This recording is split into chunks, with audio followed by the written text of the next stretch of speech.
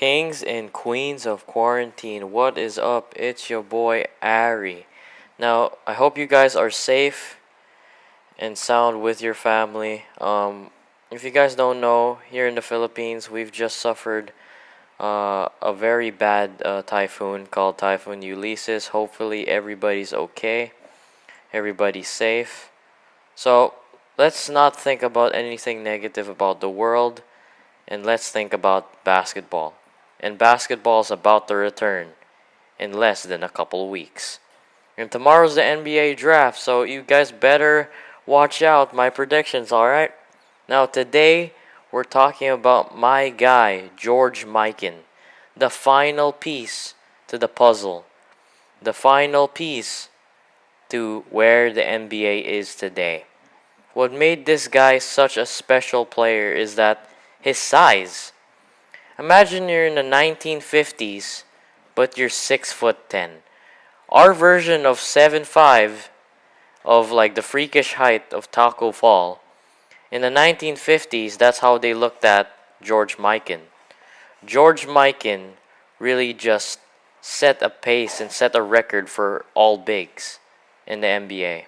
Now, I mean, he just revolutionized the game. He made the games less boring because in my opinion, he's the first ever mobile center. Because you've seen these guy make passes, make dunks, make incredible fast breaks, twist and turn his body and to contort it in such a way that he can score. I mean, during this time, there wasn't a lot of ways to score besides the hook, the floater, and the layup, and some sort of jump shot made by Kenny Sailors. But this guy, man, he did more than just that. We have to celebrate this guy, man. He's the reason why the Lakers have a lot of their early championships. I mean, this guy was not only winner inside the court, but outside the court. This guy is not only an NBA champion, he is also a ABA commissioner and the guy who made the three-point line. Without him, there would be absolutely no chance of you seeing or appreciating Steph Curry for what he's done to revolutionize the three-point shot. But George decided to place the three-point shot not only to make the game more interesting, but to give smaller players a chance. And I find that quite a amazing statement from a guy that dominated in the post, a guy that's 6'10", a guy that was looked upon as a mile taller than anybody else in the league during that time. The fact that he was a commissioner of the ABA and an NBA champion really served as his resume. I mean, this guy was a definition of a winner.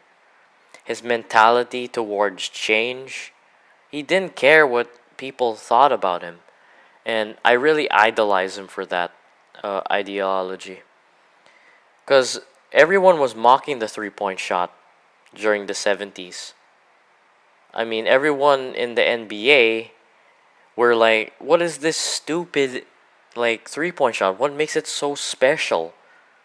What makes it amazing? And why does the ball have to be red, white, and blue? And why do they have colored jerseys? Why do they play like they're playing in the streets? Doing fancy dribbles, these little stupid in and outs, these stupid behind the back dribbles. What are these step backs? What are these dunks?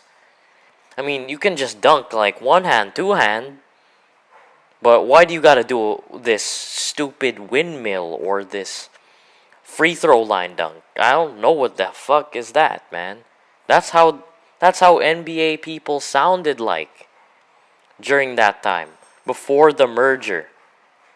And the fact that this guy found a way to make basketball so different just really amazes me. I mean, as a guy who's a guard, I really appreciated him. I've really just benefited, and many millions and billions of players have always just benefited the stance of his and the contribution of his. Without him, we wouldn't see like the amazing post moves, these hook shots, these one-handed floaters, one-handed bank shots. Without him, we never seen a champion, because he is the first champion. Yes, you could consider the St. Louis Hawks and everything, but a true winner. This guy was part of a dynasty. He was, in my opinion, the earliest dynasty in NBA history.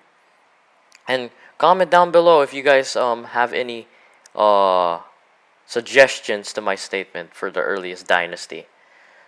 Because this guy won a couple of rings for the Lakers, and as soon as his career was over, he became the ABA commissioner. Instead of being offered a head coach job, a GM, because a lot of people were offering him, oh, you're retired? So let's give you a GM job, a desk job. But this guy wanted to change the game.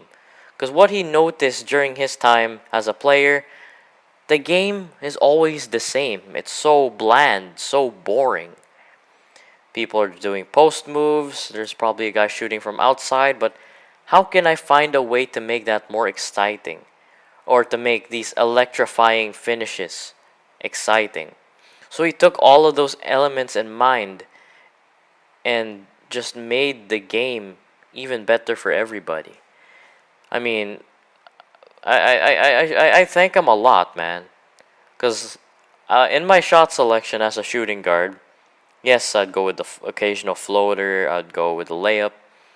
But jump shots are okay, but the three-pointer is important in NBA history. The reason why so much game winners.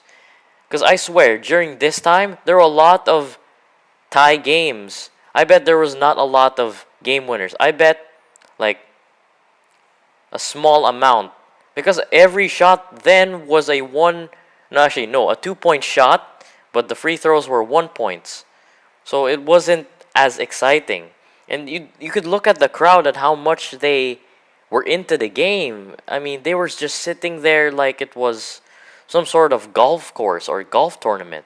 Like everyone just say, okay, he punted the shot, great. He did a birdie, all right, cool. Clap, clap, clap, clap, clap. No one goes like woo or that excited tone. And without George Mikan, none of that would happen.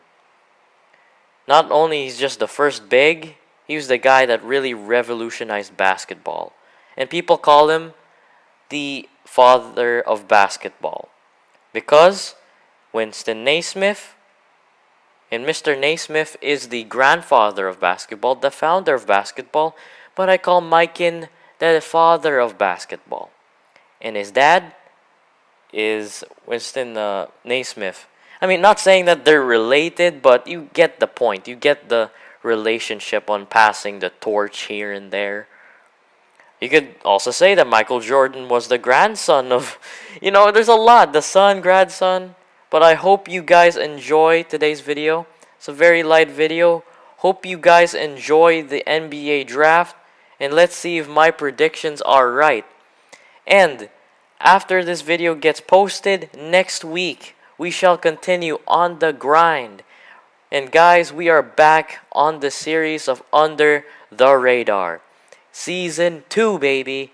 20 amazing episodes of 20 amazing stories, amazing players, and players that have been doubted in life, but they made it.